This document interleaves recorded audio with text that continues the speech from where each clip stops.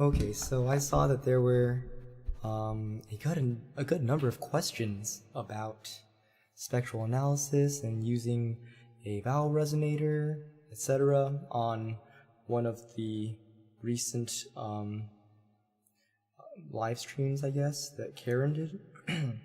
So what I thought I would do is give you guys an example of how the vowel resonator and the spectral analysis, and basically by correlation the vowel chart, it has like a chart of basically what the frequencies or the pitches of certain vowels are, how using these things you can analyze your own voice from a visual perspective instead of from an aural perspective, A-U-R-A-L, aural, for being able to hear the difference in terms of warmth or overtones. And for some people that can help them. So that can help some people perceive the overtones better when they see it visually, and they can kind of make an association, I suppose, in their head. So I think a good exercise for this would be, so first of all, the vowel register. So basically it's like the vowel register is just, let me see what my chart is. Yeah, here it is. So it just is the fundamental frequency of each vowel. So each vowel is made of its specific frequency signature. And so an E always has E. You'll see it always has like certain peaks and a certain kind of configuration. Also, let me see if I can capture the cursor there. See if you can see the cursor. So it's like E, and then ah, and O, ah, O, E, So basically, if I'm just like kind of really making those speech-like kind of sounds, speech-like vowels, but just making them louder so you can really see them on the spectrum, you can see that they all have different signatures. And so without having to go into too much other stuff to make this video super long, just trust me that the registers basically works like this. So the front vowels opens from E to I to A to E as in let, and then A as in apple, and then A as in Mario, ah. Okay, and then the back vowels, U to U, which is like between U and O, then O, so O, and then O, and then O, and then A, and then A, which is like a smiling A, and then A, which is A as in father, a back A. So you can hear back A, father, fa, A, versus Mario, Mario, or la, fa,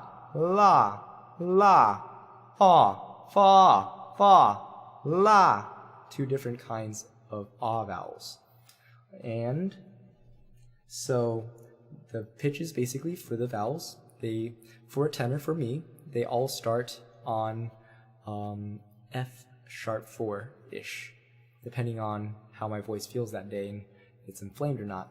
So usually it'd be more of just like this. It'd be starting with an F sharp 4, and this opener. Okay.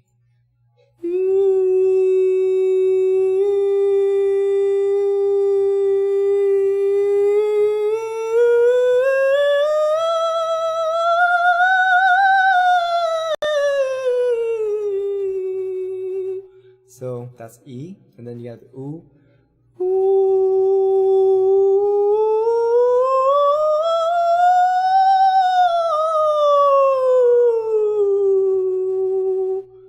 Okay? And so, for example, since U starts at F sharp 4, and my chart then it gradually opens, and then it says it gets to about an O position, O around G sharp, A sharpish, so like B flat area, so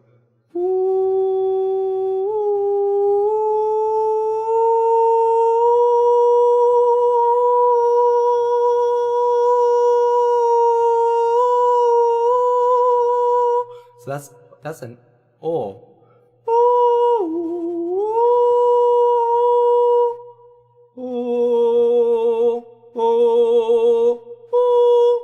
Okay? And I want you guys to have seen the peaks here, basically. So I'm starting around here.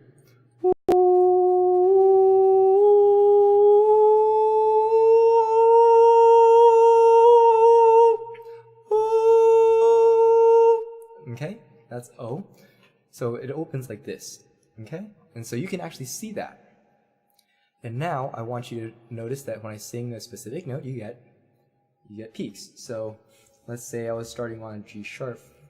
So I was starting with a G sharp here. That'd be okay.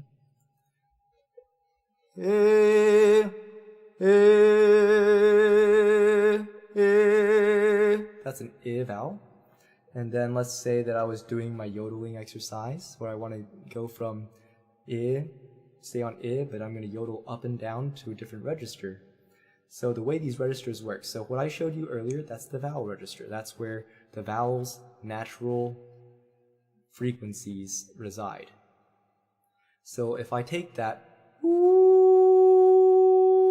F sharp 4 on an U, I'm like, okay, so that's where that natural pitch resides. If I sing the pitch that's exactly one octave below it, one octave below where my natural U vowel frequency is, so that would be F sharp 3 for me, that's where I have my upper register. And it opens gradually as you sing through going ascending direction, and it will open just like the vowel register does, except it will be an octave lower, obviously. So this is vowel register, falsetto. And then I'm gonna go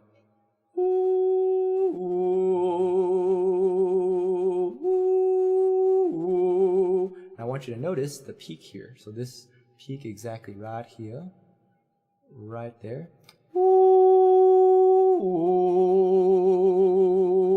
Do you notice that I'm still noticing this boost? So what I'm doing with my vowel shaping, my resonant shape, is exactly still boosting that, even though I'm singing so what I'm actually hearing, if I were to use a vowel resonator, then I would hear this. After it loads. So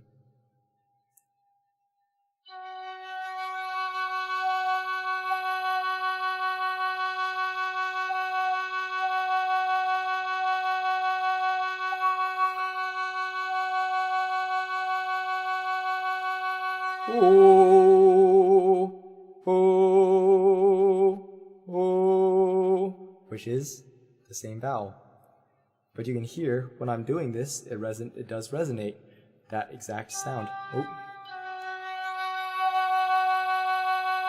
And then if I go an octave lower here,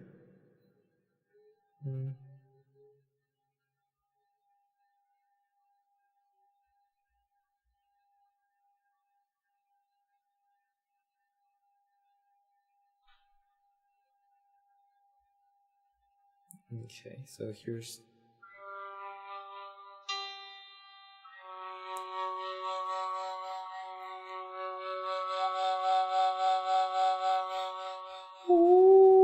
that's what's resonating, right? So that's the note I was singing. That's my sung pitch. But when I resonate into my resonating space with my chords closed, and kind of like a kind of a gentle cough feeling where the grunt feeling where they're adducted, you can hear the resonated vowel.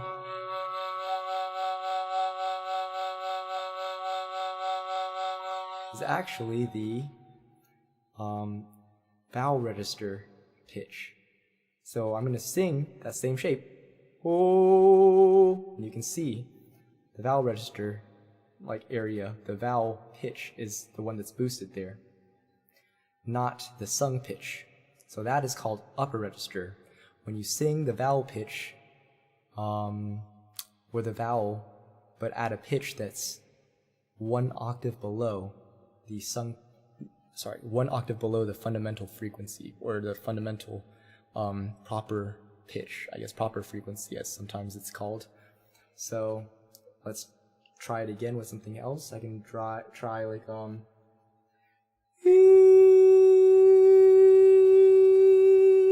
can see it with an E vowel.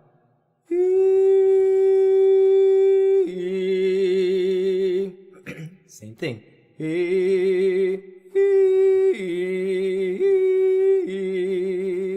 Okay? So what is important to kind of be able to pick up though, I don't know why it's doing this, is that we have vowel register.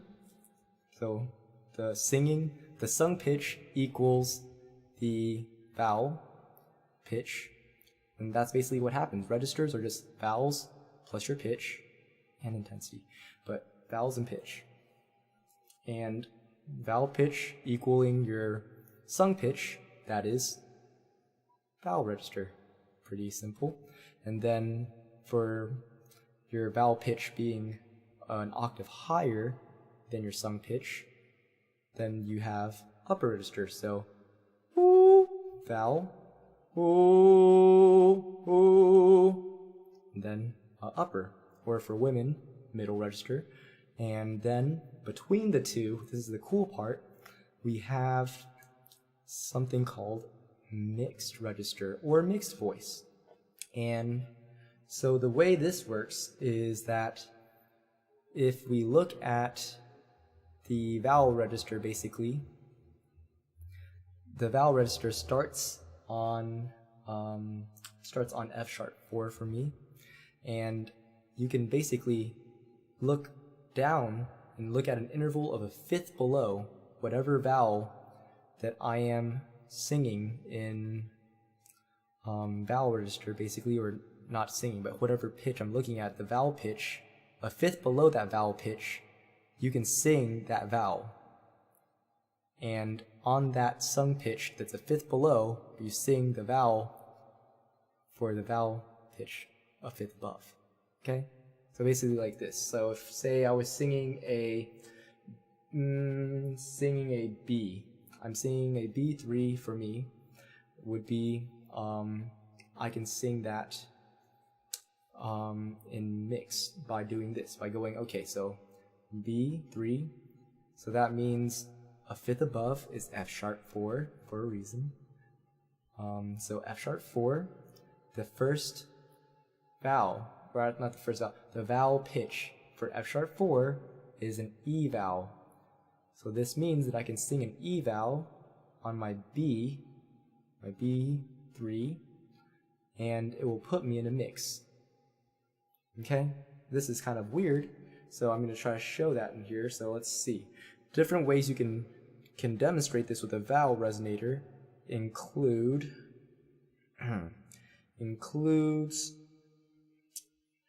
going and basically you can resonate the sung pitch and then try to tune your resonant shaping, your vocal tract shaping, until you hear an overtone that is 1/5, basically a fifth above where you're trying to sing, like this. So if I were trying to do a B, sorry, I don't want to do two things at the same time. Okay, so then I'm going to do this one. This is the B, and I'm going to try to make sure I shape it like an E so that I can try to resonate the fifth.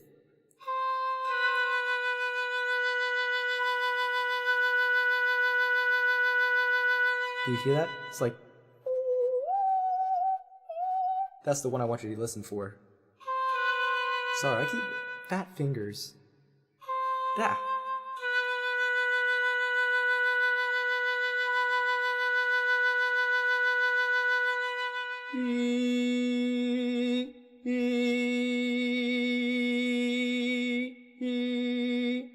Okay? So what I just did there was I resonated the fifth above. So this is the first, and the fifth would be.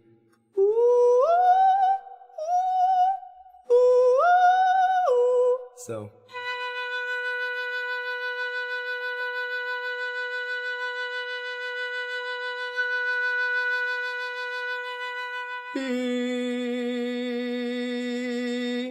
and then the cool part is that you can notice that on the spectrum, when I sing that E,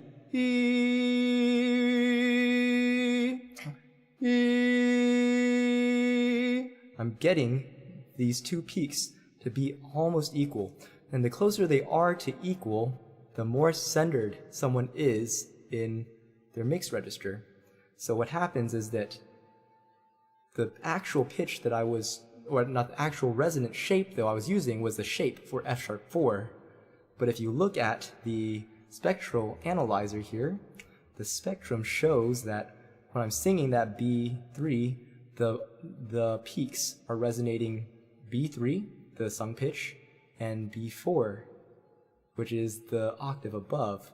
But it's actually not showing a peak at F sharp 4, which is the resonant shape, which is the cool part, because exactly but like 1/5 above, like right between, in the middle of your octave, you have this vowel shape that's basically allows you to tap into the resonance of your vowel register, and then also tap into the resonance of your upper register. And that's what gives this mixed voice phenomenon. And it requires closing the vowels in the middle of the voice, or the upper voice for men. And that's what kind of makes it something that's harder to learn, and something that's also takes a lot of practice sometimes, because it's counterintuitive to the yell mechanism, the yell reflex at least. To open further, you have to have courage to close it down. So to demonstrate an example then, so remember upper register, the sung pitch is less of the peak for the sung pitch is lower than the peak for the vowel pitch, right? And then for mixed register, the vowel sung pitch here, so the sung pitch is equal to the octave above, the overtone octave above, but the actual resonant shape is a fifth between the octave above and your sung pitch. And that's actually not being actively boosted. So you're only boosting like a big noticeable boost to the octave, the sung pitch, while you're resonating this shape that's usually more closed than you would be accustomed to doing. So for example, like for someone saying like it, they might be used to having their voice go et, or at, things like that, which are not I. So the is the closed vowel, which is going to be more mixed voice, versus when they go they're going to splat into upper, which can be controlled and done beautifully, but you have to not be doing it on accident and then not getting really rigid when you're doing it. And then when I'm practicing, I can literally practice by doing exercises where I know what vowels I'm supposed to be singing on what pitches and what register they should be, and I can check by looking at my spectrum analyzer, and I can also use the vowel resonator to help me find certain shapes, to resonate them, to figure out what the feeling is. Okay? So this basically is singer self-monitoring, like not 101, like 303 maybe. It's like advanced singer self-monitoring based off of science. So you can do stuff like this. For example, if I were singing like, oh, sorry about that, that's my little virtual synthesizer. But if I'm doing an exercise on I, and I'm trying to do upper voice, mixed voice, upper voice, mixed voice, you should be able to see when I'm singing the same vowel. I'm going to sing I the whole time, but I'm yodeling between registers. You should see that the I on in upper register, which is a lower note, the I in upper register has the unequal peaks where the sung pitch will be lower than the vowel pitch. Okay? And then on mixed voice, you'll notice that my vowel pitch and my sung pitch, my vowel pitch won't show up. My sung pitch and the overtone that's 1 octave above, that formant 1 octave above is what will show up as peaks. And they should be equal because of mixed voices, this crazy marvel of nature. So here we go. Enough explanations. Let me try to undo any kind of weird postural things I've done sitting here this whole time. Okay.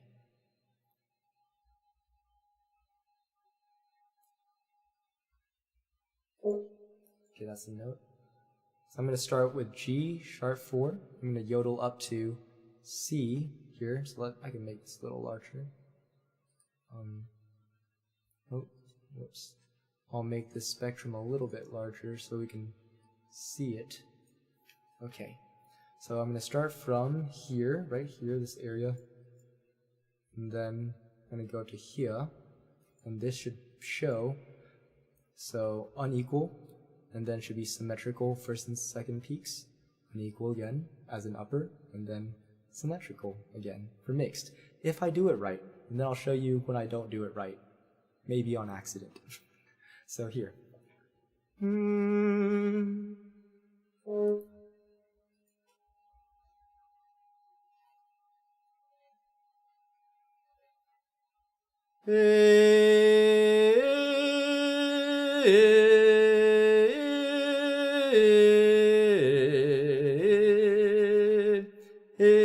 Upper mixed voices. So do you see that?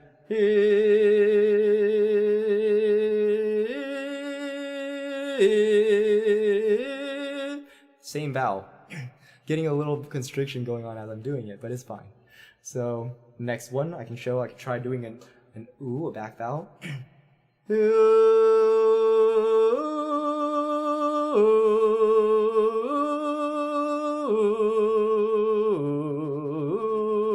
So that's how you would check yourself on a spectral analyzer. But when you're actually doing yodeling exercise, it'd be like this. It'd be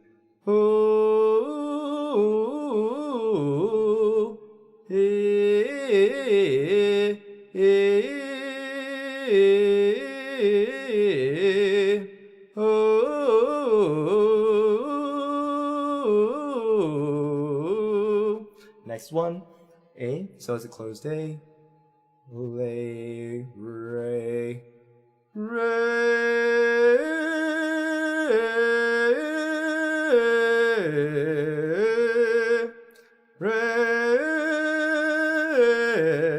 So stuff like that. Re, and you can see. So it's very, very helpful for stuff like that. Or if I were trying to do like multiple vowels, I could be like, if I were demonstrating the same vowel, and let's say I was trying to do the I vowel like sit or bit, and I opened too much. So I'm going to pretend that I'm doing that same exercise I did before, but on the yodel up, I then open the vowel too far, and watch how the spectrum changes, aka how the formants or the overtones, the frequencies, resonance changes. So it's no longer going to be symmetrical like mixed voice. It'll jump into that upper voice. So it looks like this. So when I do it right, when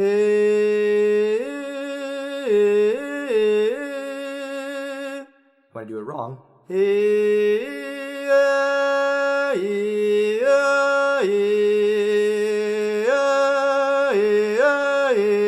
so you see it actually resembles the same kind of signature that upper voice had on the lower note, and it's just moved up to that pitch, right? So it's like is on here on G sharp 3, now it's moved up to C sharp,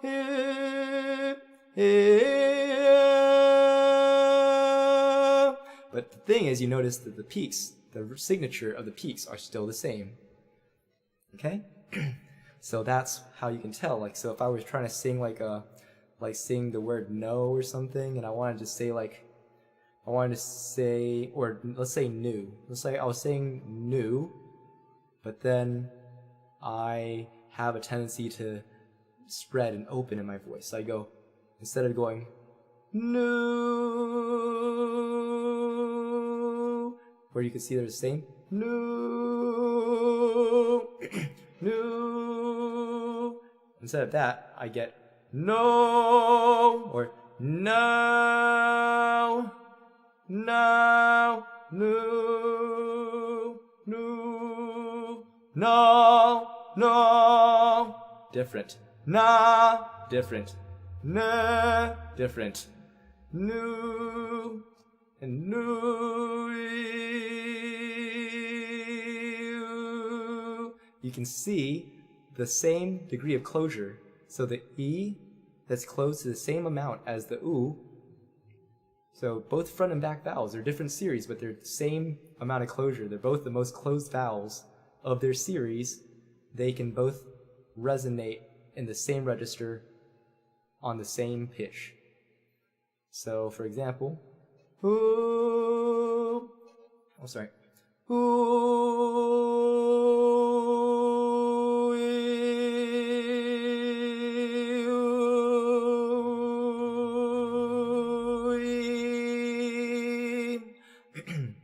like that. And I apologize for any shoddy demonstrations or poor technique, because yeah, this is I'm basically just staring at a spectrum analyzer with terrible posture and just not really doing proper singing. But it's hopefully gonna be helpful. Hopefully you'll see what it means and why we use certain things as far as like the spectral analyzing and the vowel resonator to help you find certain resonating shapes that you can then use, and then you can see the overtones and you can hear the overtones. So the goal is to train until you can hear the overtones, and then you can kind of confirm just for kicks or do it for science when you're using the spectral analyzer.